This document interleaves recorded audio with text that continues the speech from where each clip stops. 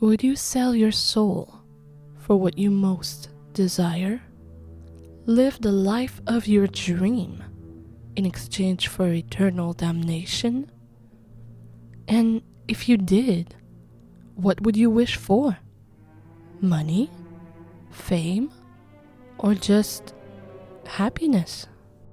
Faust was a man full of knowledge, but also full of sadness. He could see no joy in this world he knew everything about. And so, the demon Mephistopheles came to him and offered to be his servant and show him the pleasures of life, and in exchange, Faust would in turn be his servant in hell. But Faust did not believe the demon could offer him anything that could bring him joy. And so, they made a bet. If the demon could bring Faust so much happiness that he'd wish for the demon to stay, then Faust would lose his soul. That is what the play Faust, written by Goethe, is about. A gamble on happiness. But we're not here for an old German legend, are we? No, we're here for a game. Faust Albtraum, an indie RPG horror game that has plagued my mind for years. For one simple reason. I didn't understand its story. I knew there was one. It was clear that a narrative was there, with all those journal entries and secret messages. But even though I got many parts of the puzzle, I could never quite get the full picture. I secretly wished someone of the likes of Game Theory would one day cover this game. That way, maybe I'd finally get answers to my questions. But that will never happen. And so, I decided to take on this mission myself. Although, this game has a bigger problem than its complex storytelling. It's being forgotten. I'm willing to bet you never even heard of it. And it's a real shame, because it is a great game with wonderful art, fun gameplay, and a great story, even if it isn't a very clear one. And so, this video has two missions. One, make you aware of the game's existence and convince you to play it. Two, attempt to understand and explain the lore of this game. The part dedicating to promoting the game will be spoiler-free, but the explanation part will be nothing but spoilers. So, I advise you to stop partway and go play the game, and hopefully return later to maybe get some answers about the plot. Well, you've been warned. This video is not sponsored. Look at those view counts. No one is paying for that. But it's okay. I do YouTube as a hobby, and I'm just glad I get to talk about things I love. I don't have a Patreon or anything like that, but if you wanted to help me out, I'd love for you to try out the game I'm working on with the Spooky Kiwi Studio, Pluto and Gael. Our demo is out and there's a link in the description. Alright, let's get back to it now. Faust Albtraum came out in 2015 and was made by the Laborat Studio, a Taiwanese indie studio with a team that consists of 3 translators, 3 musicians, Stella Xu, the public relation manager, and Iro Dang, who did the code, the art, the script, and everything else. That's very impressive. The studio never made another game, and I couldn't find Iro Dang's presence online. It is a real shame. I hope they make another project one day. The game itself is really a little artistic gem. It does a lot of things differently than other horror RPGs, like the narration in third person, giving the text a storybook vibe. So instead of lines like, "You can't remember what you were doing," it'll be something like, "The girl did not want to go in," which really makes you feel as if you're playing through a book. Aiding in that feeling is the fact that this game has a huge amount of illustrations, all drawn in this Tim Burton-esque gothic style. Seriously, I have rarely seen this much art in an indie RPG. The musical ambiance is also a highlight. Of course, it is mostly classical pieces, mainly of Erik Satie, but they did make their own arrangements for them, which is not a common practice. The choices of music is also really fitting and gives a vibe of uncertainty and uneasiness to the whole game. Also, each key you press in the menu makes a piano sound, and I like that a lot. It is also a good game. I tend to prefer a good story over a good gameplay, so I don't mind my games to have basic game mechanics, but that is not the case here.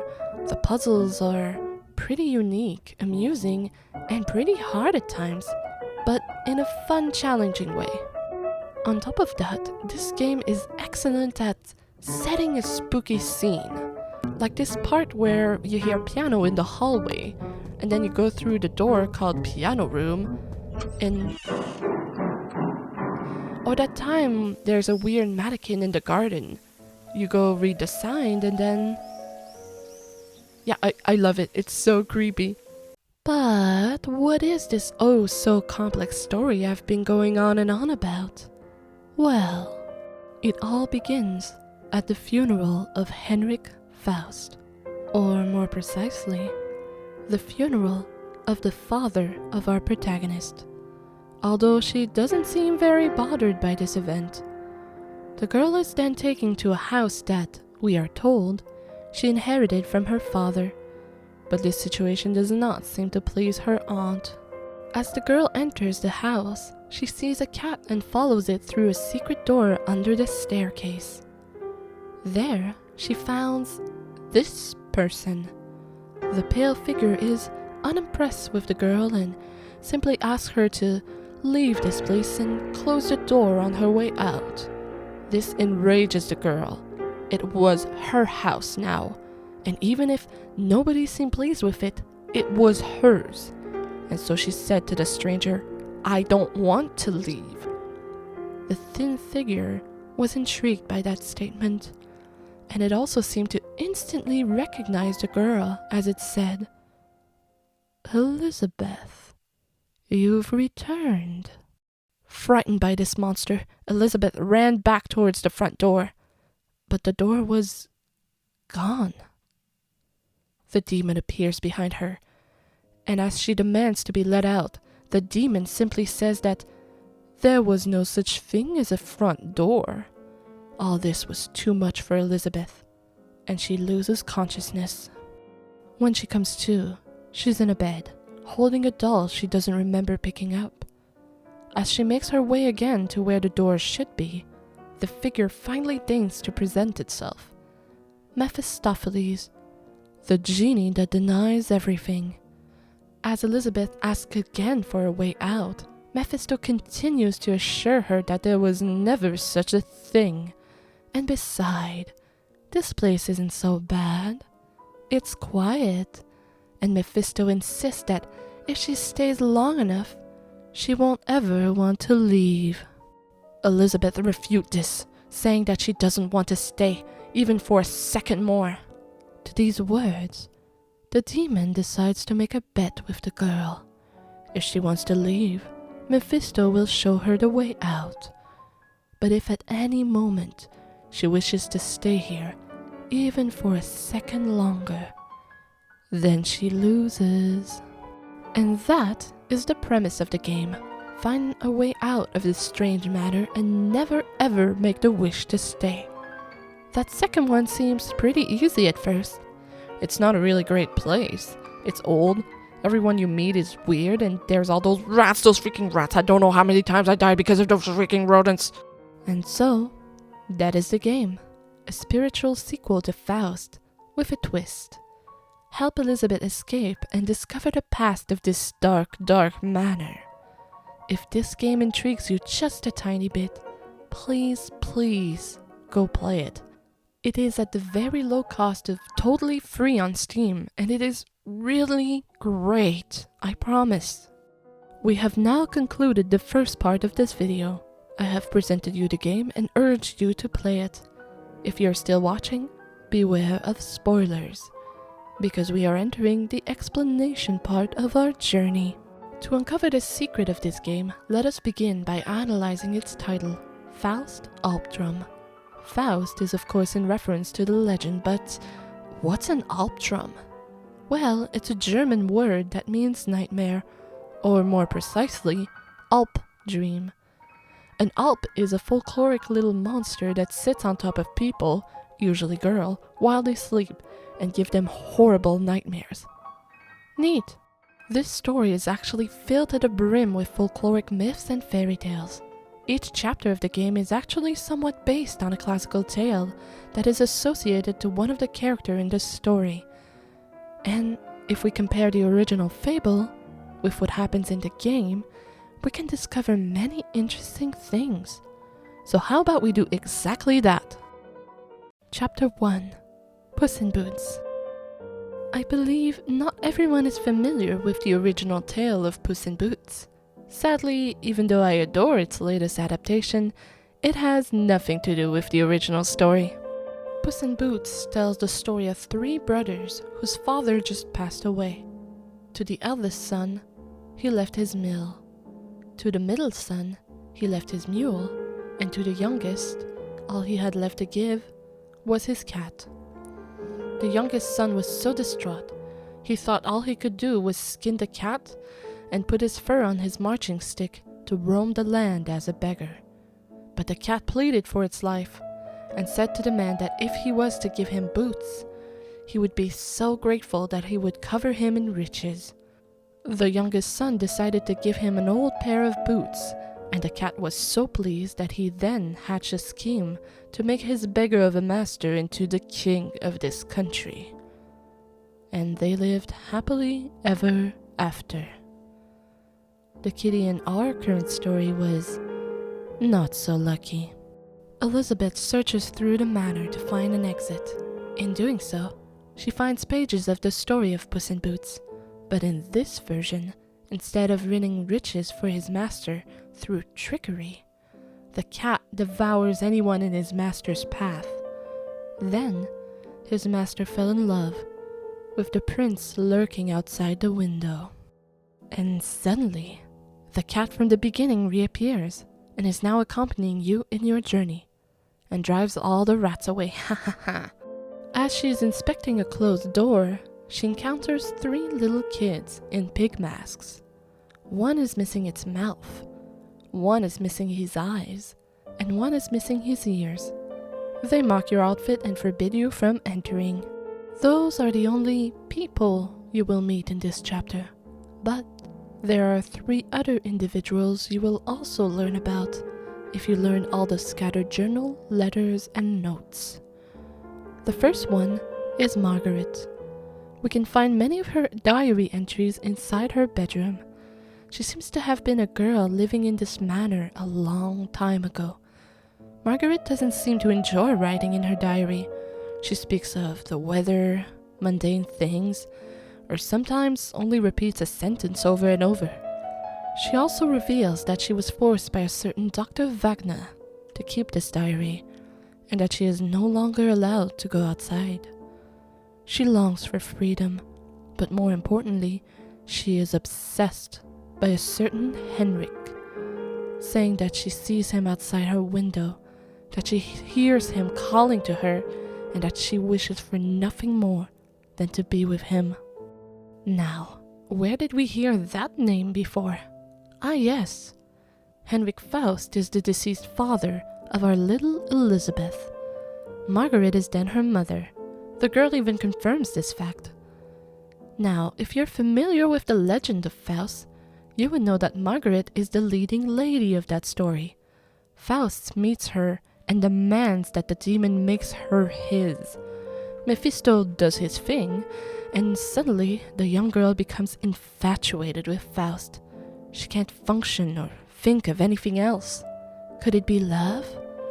Or perhaps magic? And if it was the latter, wouldn't it be tragic? A young girl becomes suddenly madly obsessed with someone to the complete incomprehension of her family. She is sent away to get healed, but the separation only aggravates her deteriorating mental state. Sadly, I do believe that is what we are seeing. Someone else we meet through diary entries is Sybil. He describes himself as a stray cat that was taken in by Margaret forever ago and owes her his life. He speaks of how he comes to see her in this sanitarium every day with flowers and prayers, but she refuses to open the door.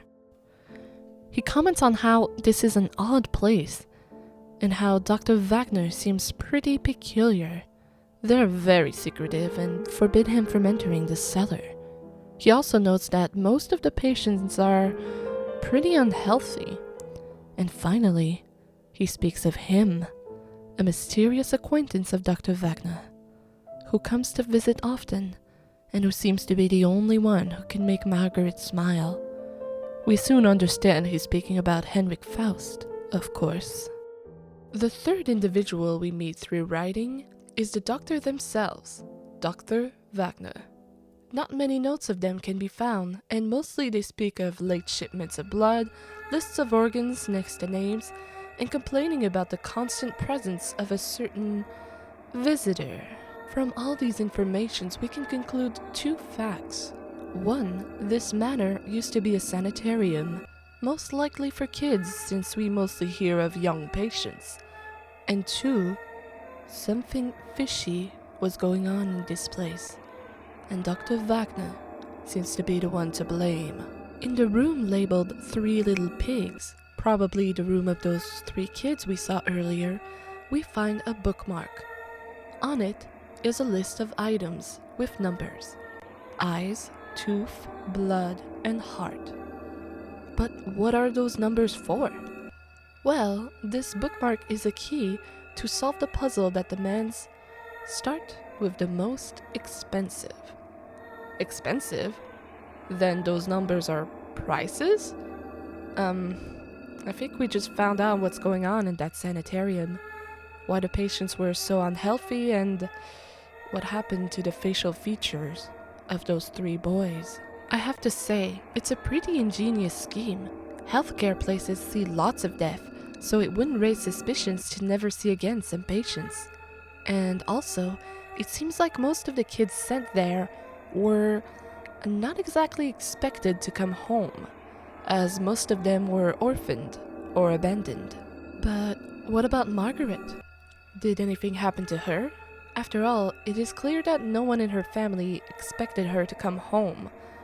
But unlike those children, she had a guardian, a protector, a faithful little kitty. We found a crack on the floor, and breaking it reveals a passage to an underground laboratory. In there, we traverse many challenges and encounter more notes of Dr. Wagner. So this is the forbidden cellar we heard about.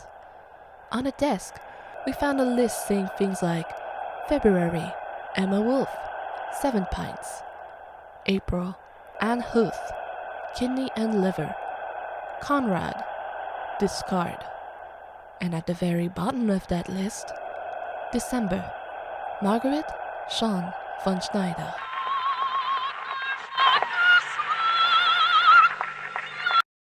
So, what just happened here? Well, I believe we saw into the past and were a stand-in for someone who got murdered. New notes revealed that Sybil discovered the cellar and found out what the true nature of the sanitarium was. And seeing Margaret's name on that list made him lose it. So he waited for Dr. Wagner to come back and killed them before they could harm his precious Margaret. Now, why was Margaret's name there?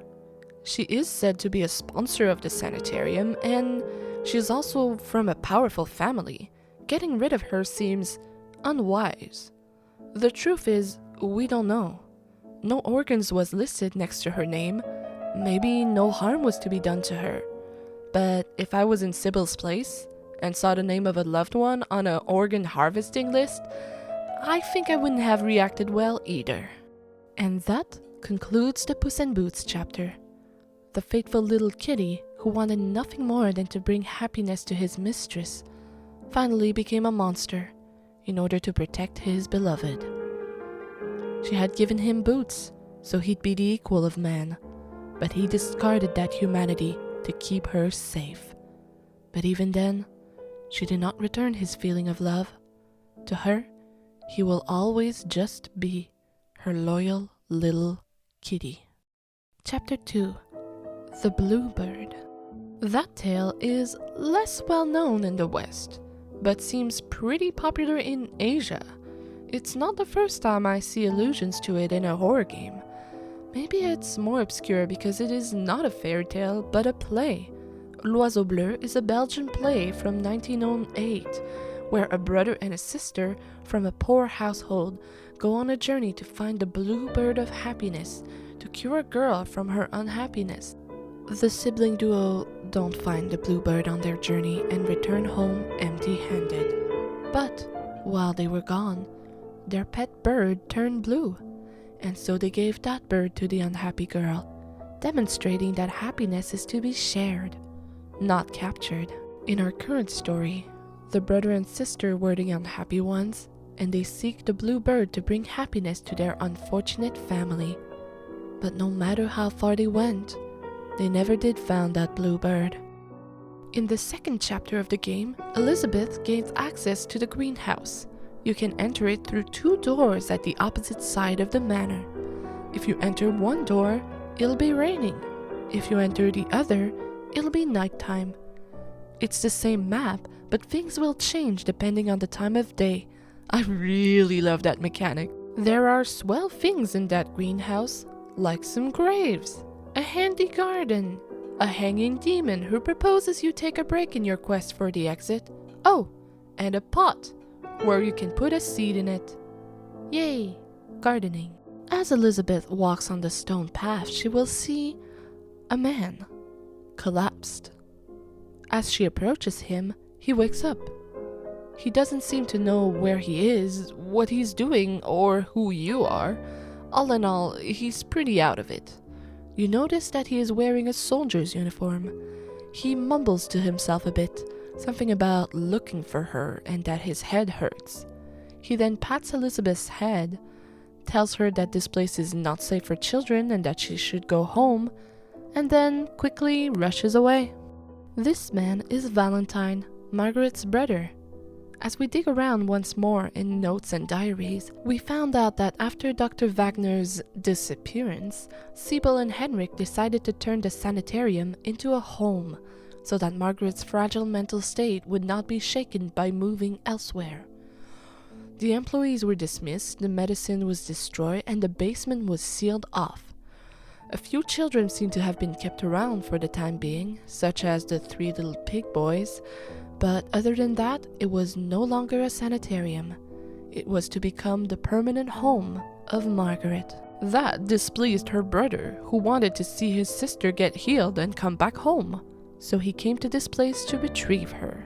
When Elizabeth meets him for a second time, he asks her if she saw a young girl about this tall.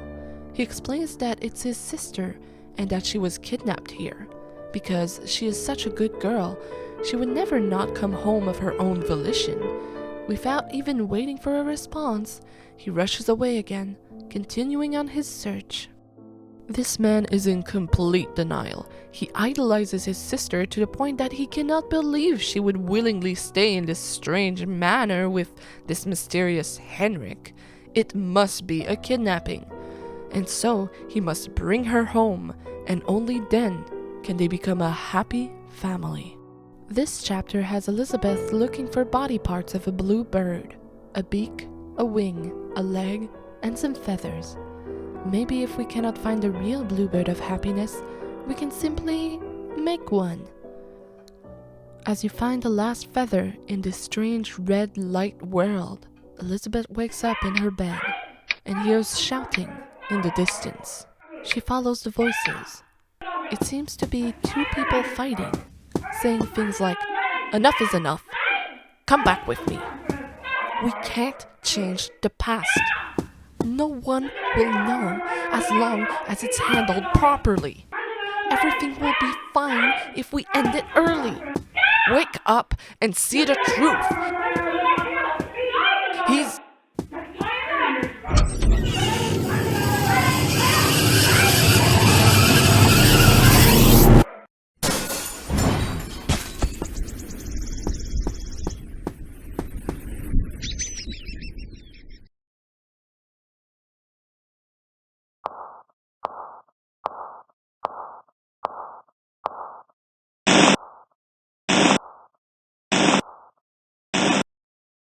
What are you looking at? She felt as though she'd been rudely awakened from a daydream. Elizabeth's tight grip loosened as she started. A vase had already flowered. She could no longer remember when she started carrying it. It seems Elizabeth had picked up the flower pot at the beginning of the level. If you paid attention, you could actually see it flowering in your inventory throughout the chapter. But this is a strange illustration. No? Something is wrong with Elizabeth's reflection. We go investigate what fell off the balcony. We take a familiar path and witness a familiar scene. Valentine wakes up, not seeming to know what he's doing here. He sees Elizabeth and asks her who she is. And before she can answer, Valentine gets up, tells the girl to go home, and on he goes to continue his search. So, what transpired here exactly? With all the clues and symbolism, I think it can be determined. First, the blooming flower pot. I believe it's an analogy for a baby. Margaret was pregnant with Henrik's child, which probably made her want to stay in the matter even more strongly. But no matter how many times she tried to explain it in the letters to her brother, he didn't seem to want to listen. I don't think she mentioned the pregnancy, only saying that she wished to stay, but he was having none of it. When he finally made his way to the manor, he discovered she was with child, which was the reason of the fight we overheard. Valentine urged her to get an abortion, convinced that Henrik doesn't actually love her. This infuriated Margaret, who pushed him off the balcony. But the surge of emotion and stress, coupled with her already weak health, made her lose the baby. The two siblings first set out with a common goal: find the bluebird who can bring them happiness. But along the way, their definition of happiness became different. And so, when they found the bird, their disagreement turned the bird into a bloody mess, leaving them with nothing. Chapter 3. Pinocchio. I don't think I need to summarize the tale of Pinocchio, especially with not all the recent adaptations we had. It's a story about being well behaved and being granted human life as a reward. The version of Pinocchio in this tale, however, is a bit different. Here, the lonely carpenter made 2 wooden dolls. They were a lovely pair of puppets. The blue fairy was so impressed that she brought them to life. One of them worked really hard to become a good boy, and to reward him, the blue fairy turned him into a real boy. And the fairy, the carpenter, and the boy became a happy family. But what about the other wooden doll? The 3rd chapter gives us access to the 3rd floor that was literally not there before. We also come across this new character. This person, only called the homunculus. We meet them in this mirror room, and they look suspiciously like our little protagonist. They rudely tell her to get out and then go away. So who is that? Mephistopheles tells us to not engage with them because they're a liar. But we are told this by a demon, so who's to say? What is clear is that this person, whoever they are, do not like Elizabeth. With new diary entries from Sybil, we also get new info about what happened after Valentine's departure. Margaret's troubled mental state did not take the miscarriage well. She kept asking where the baby was, insistently. To remedy this situation, Henrik brought over a pair of twins. They were part of the organ trafficking business of Dr. Wagner before it closed down. One of them, named Elizabeth, is told to have very good manner and is very well behaved, so she was permitted to see Margaret, which uplifted her mood. But the other child was not as easy to deal with. They were closed in, distrustful, and unruly.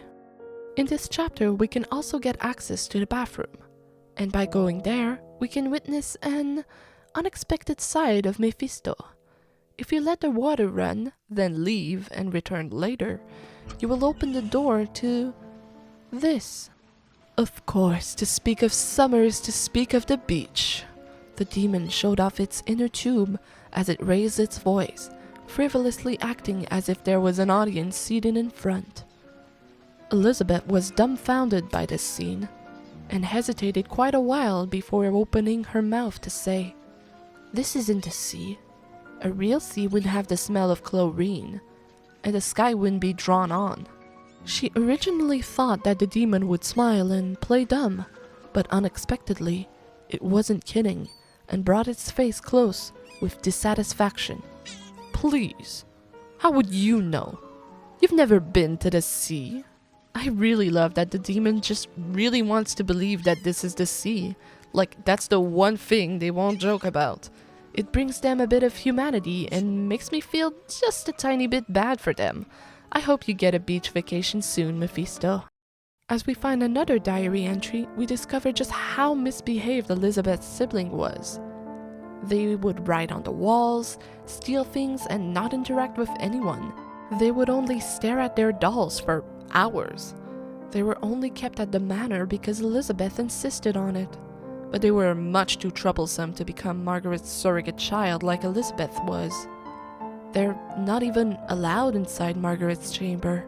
We can actually find some of the scribbles of that child on the wall. It mostly talks about not being deceived. Even if their sister Elizabeth seems to like it here, they won't be deceived. This child appears to be extremely paranoiac. We don't know what kind of life the twins had before coming here to become unwilling organ donors, but I don't think they led very happy lives. Elizabeth seems to have been able to grow past those traumas, but not their sibling. They have not processed them yet and are struggling to be a good sociable kid as a result. A kid that would be worthy of joining the make-believe family of Margaret, Henrik, and Elizabeth. But overall, our pair of siblings are the lucky ones. As we meet once again with one of the pig boys, he says some pretty depressing lines. "You're very special. Only you two haven't been sent away. Only you two will get a daddy and mommy." He is right, and it is pretty unfair.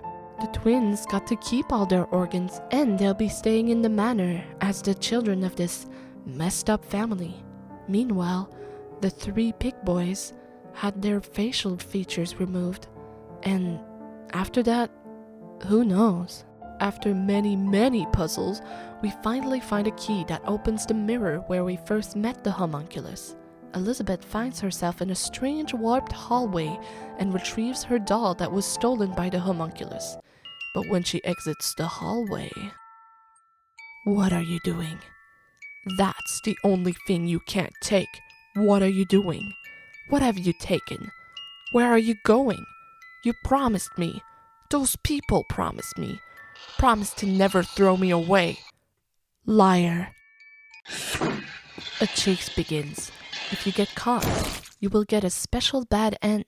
Elizabeth is completely paralyzed, as a clone of herself seems to have taken her place. If you evade the chaser, you run up the stairs that got a lot longer. The homunculus corners you at the top. If only you weren't here.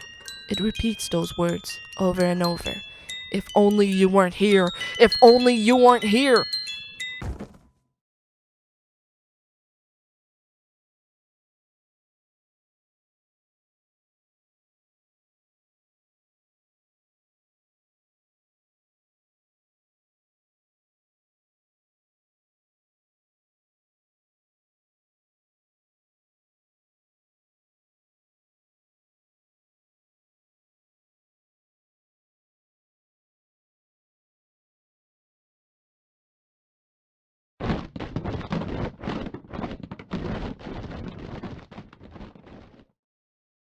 As you go down the stairs to assess the damages, you only find clothes, a pair of scissors, and the last page of the Pinocchio tale.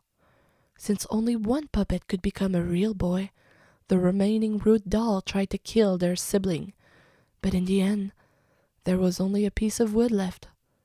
The magic was all gone. So what is this tale about?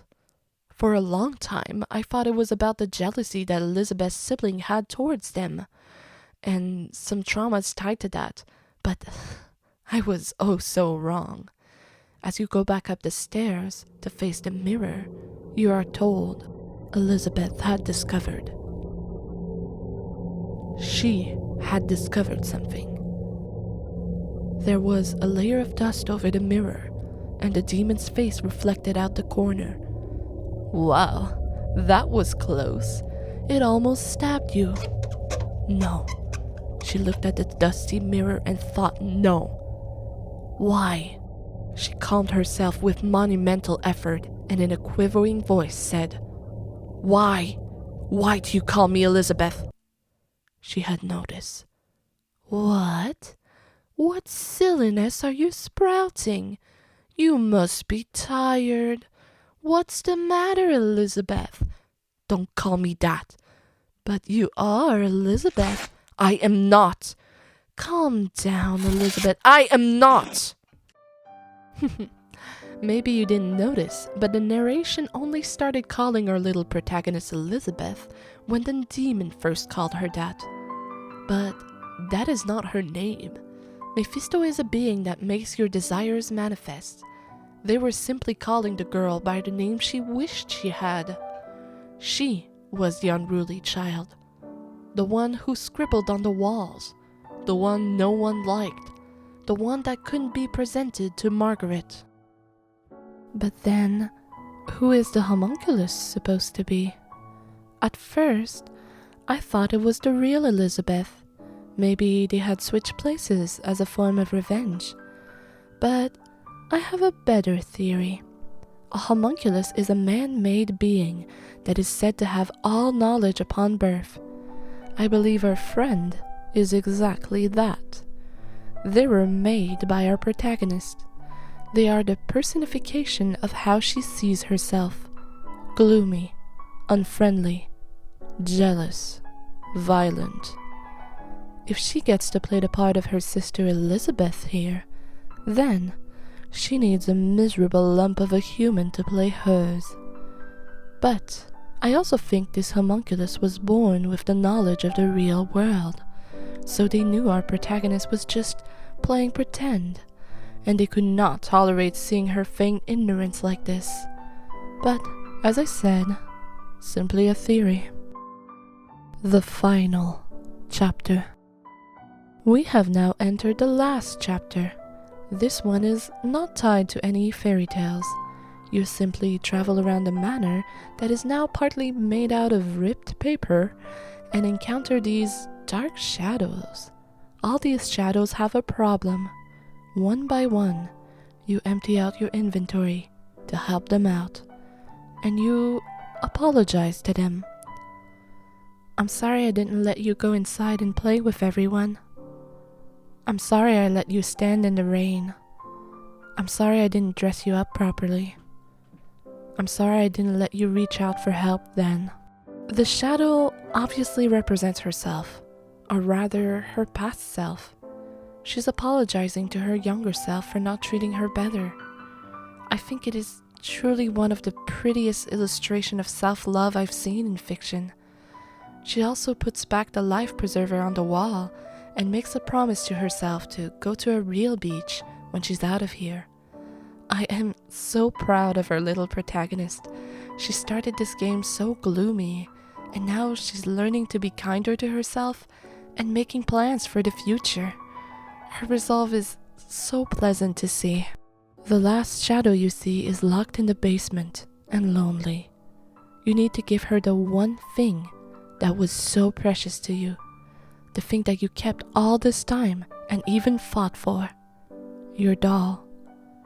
But as you do, the shadow leaves the doll behind and proceeds to leave, as if the simple act of kindness was enough to cheer her up, and she no longer needs the toy to keep her company. As the last shadow leaves, not Elizabeth shouts, asking her to wait, but she's gone. I'm not sure why she shouted that. Maybe she had something to say to her past self, or hesitated and wanted to go back in time for just a second. No matter the reason, That one action is the one that sealed her fate. Remember her deal with Mephisto? She is not to wish to prolong her time here, even for a second. She has to let it all go or be bound to this place forever. With the deal broken, the demon, rather than showing her the exit, will trap her here eternally. Or perhaps it was its plan all along. Either way, it's time to run through all the previous areas, through a space full of eyes, through the hall until a door, but it can't be open.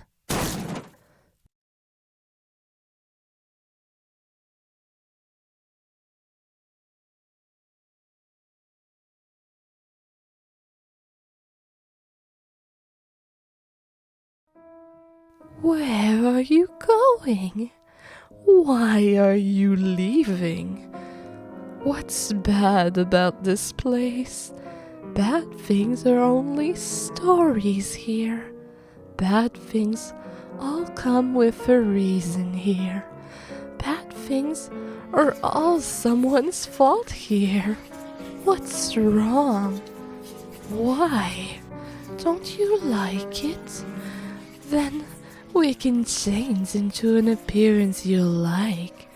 I can make myself into an appearance you like. Whether old or new, whether men or women, whether a good person or a bad person, only I will help you. Only I will talk to you. Only I am your friend. Only I will call you Elizabeth. Therefore, it doesn't matter that there's no one else. You're the one who's lost, Faust. There was absolutely nothing on her anymore, and no matter how her trembling hands fumbled, there was something. You can't leave. You can't leave alone.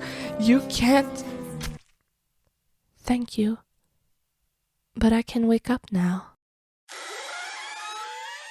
The girl is awoken by her aunt. The woman tells her how the house they just inherited isn't in a very good shape. Our protagonist asks about an item she claims she forgot here. An item given by her father long ago.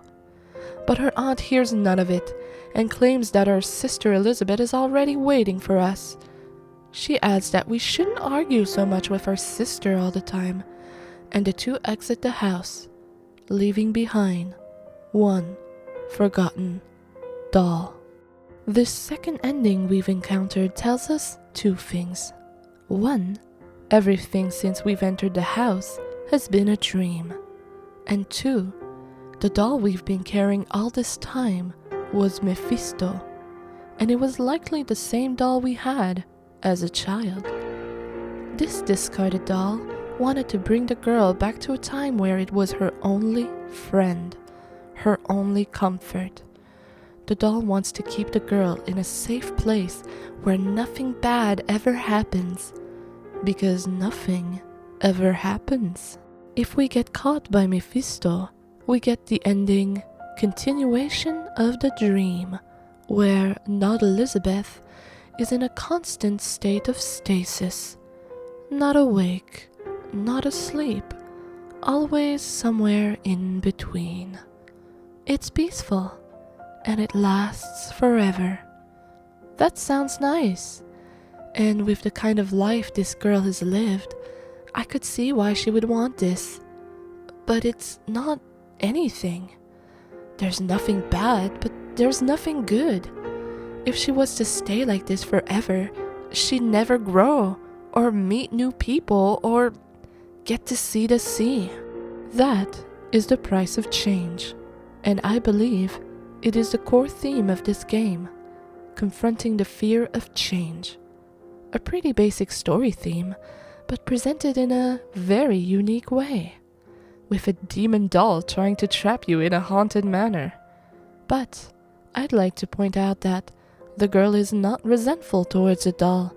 She even thanks it, understanding that, in its own way, it's only trying to protect her. But she no longer needs the protection. She's ready to face the world now. Despite all she's been through, our little protagonist is on her way to a somewhat happy ending. Sadly, that is not the case for our other secret protagonists. Because we were really following two different stories in this game. The one of our sweet unnamed protagonist and Sybil's. He is the true narrator of this story. It's through his journal entries that we can have a clear picture of what went down on this manor. And funnily enough, he also has to confront changes. So, how does his tale end? Well, there's one last secret ending. If you can complete the Witch's Sum puzzle, you are given a sheet of music. Surprise, surprise, it's L'Agnosienne. If you play said music on the piano, a box opens. In it is flowers and, of course, a diary entry.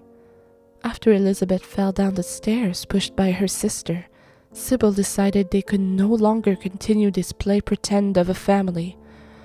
He had convinced himself that all of this was for Margaret's happiness, but it only fueled her madness. Keeping her in the manor, remodeling it into a perfect house, giving her a child after her miscarriage, it all left her in a state of blissful disconnect from reality, and Sybil became trapped in it. But no longer. He is determined to wake up from this dream and bring back Margaret to reality too. The cat reappears and guides us to Margaret's room. When we enter, we finally see her. Margaret. She's talking to a doll, treating it as a baby. Our protagonist basks in this moment. She never had been able to meet Margaret as a child. She was never allowed. But here, she could. But it's just a dream. Just a dream. And she needs to wake up. She tries to get Margaret to wake from her dream too, but Margaret becomes enraged, screaming accusations at someone who isn't our protagonist, saying that she won't leave this place with them and that it's all this person's fault. She finally decides that it would be better if this person wasn't here. We find the cat, dead, surrounded by flower petals. This time, when we encounter the chase scene in the hall, we trip, and the world becomes black. All seems lost, until... Come this way. As we wake up, we meet a new person. They tell us that they used to work as a nurse in this manor way back when, so long ago that they barely remember it now. Knowing that the house was going to be cleaned out, they only wish to come and reminisce for a bit. So, I think this person is clearly Sybil. But then, what about the dead cat? Well, I believe we didn't witness Sybil's death, so much as the death of the perfect little servant he used to be. That incident with Margaret pushed him to leave the manor and be free of his ties to Margaret. But that's only my theory, of course. And that is False Optrum, a very strange little oddity that stayed a mystery for me for so long. And finally, it was just about self-love and accepting change, in a story inspired by Faust and other fairy tales. And hey, even if you made it this far without playing the game, I still recommend it. I know I just spoiled it all, but there's still a million little things I missed, and it's free. Come on, just give it a try. And maybe you'll find that I had it all wrong and you can make your own video with your own theories about it. Just whatever you do, please make sure this game is not forgotten. Okay? Thank you for listening. This video was really more for me, but if at least one other person out there gets some answers about this great game, then it was all worth it. So, the usual, leave a comment. I'd love to know what you think. And I have an Instagram and my game, of course, that I'm working on with the Spooky Kiwi Studio. And yeah, have a great day.